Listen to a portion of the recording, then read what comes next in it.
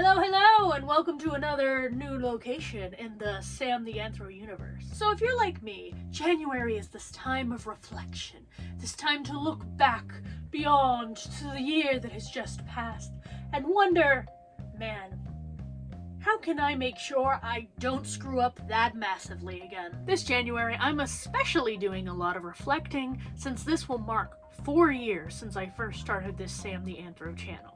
Well, technically only 2 years if we're going off of my soft reboot in March of 2020, but y'all can argue about canon in the comments. For today is not the day for petty fandom squabbles. Oh no!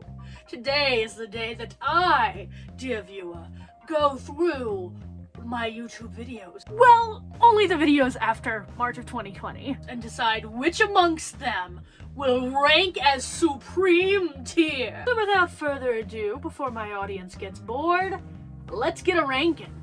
Fieldwork, an exercise in frustration. And oh boy, this video. I felt like I couldn't just come back to my channel. I felt like I really needed to bleed out on the page and show everyone, you know, this is why I've been gone for so long. Overall, I think it's a fairly decent video. It goes into some of the nitty-gritty of being a researcher without dragging it out too much and showing the emotional toll that anthropological research can do. Probably my biggest critique of watching this video back is that I'm very low energy, very soft-spoken, which kind of makes sense for the topic at hand, and I don't know how I could have made this more exciting per se, but I think it's not my best work. So for field work, in exercise and frustration, we're going with C rank. Next up, the video, You're Not Objective and Neither is Anthropology, a spicy video with a spicy title and a spicy thumbnail. I really love this video. I think I really put my whole samusi into it. I anticipated getting a lot of pushback for this video, and so I re-edited this script probably more than any of my other scripts. That being said, I don't think I can give this one an S rank. I'm still finding my voice, and I'm still very soft-spoken. So, unfortunately, I'm gonna have to give this one an A rank. And next up, we have the video I did about masks. I remember at the time, I was really antsy making this video because I was afraid that if I didn't make it fast enough, the topic was gonna be irrelevant by the time I was done making it in June of 2020. I took a lot of risks with this video. I was nervous to shoot outside, in front of people. I was afraid what kind of backlash I might get from wearing masks in the video. Watching it back now, I still really love the koi pond scene, where I take a quiet moment to pull in an academic source and talk about a more serious subject. My one minor complaint with the video is that the audio is not that great. You know, going with the mask aesthetic for the whole video, it was a cute idea, but I didn't take into account how much that would also muffle the sound of me talking. But I was still doing the best that I could at the time with the technical know-how that I knew at the time. So I'm still gonna give it an S rank.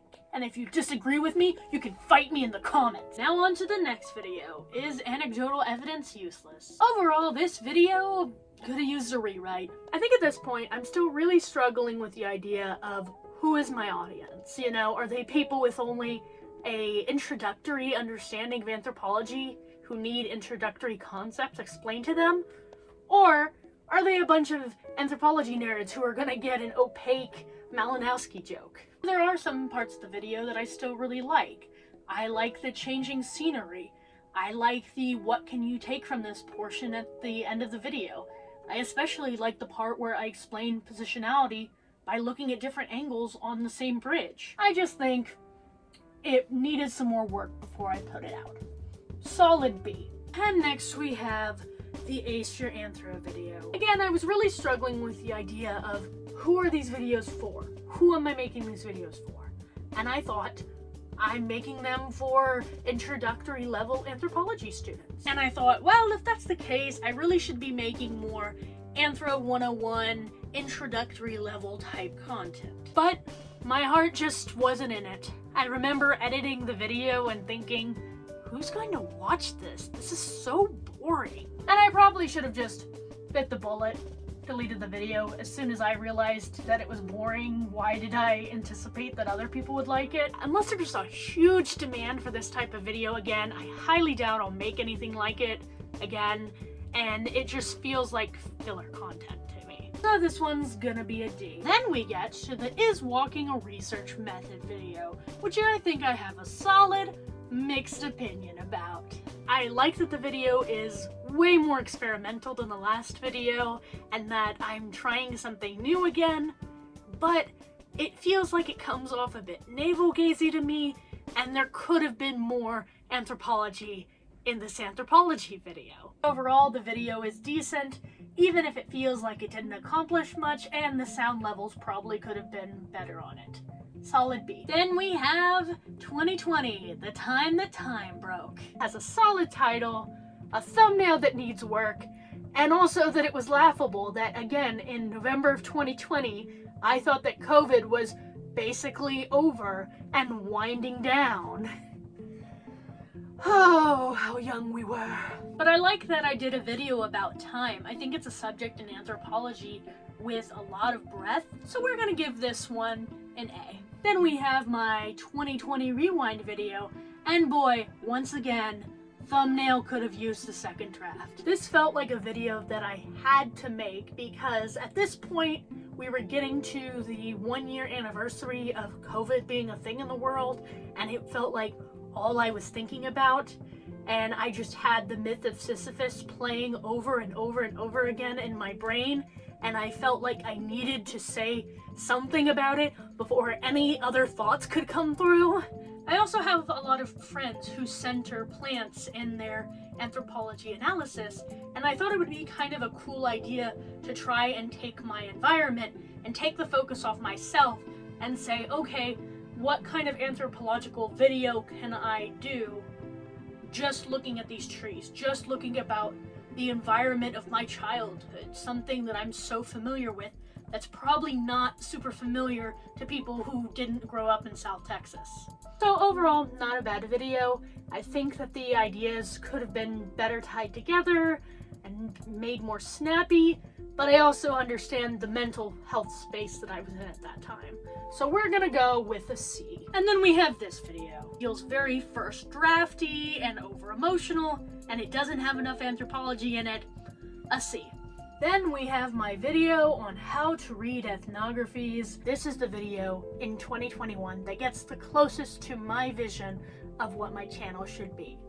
It's snappy, it's funny, it's keeping you entertained, it's high energy. After my last couple videos kind of being downers, I really wanted to bring the energy up and really wanted to make my audience laugh. And I think I went too far in this video. Overall, this video just needed to be longer. It needed more time for the gags and the visuals to breathe and actually make sense within the information that I'm giving you. A solid effort, but I think it's gonna be a B. Then we have my book review, and if my last video was all gags and no substance, this is all substance and no gags. Well, unless you count the half-hearted improvised High School Musical joke I made. After the video before it, I wanted to try to do something quick and simple, something informational for people, but looking back at it, it's really too dry. I tried my best, but it's gonna have to be a D. And now all we have left is the Vlogmas videos. So during my tenure with a YouTube channel, one of my biggest critiques of myself has been I don't upload content fast enough. I want to be one of those cool educational channels that can have something new out every Friday or every other Friday, but it seems like no matter how many times I try to set deadlines for myself, it just doesn't work out. And to prove my point about nothing ever going right in my videos, we're having a last minute change of location on a new day for the last portion of this video because my camera decided not to record the last 15 minutes of what I said, so we're gonna try it again.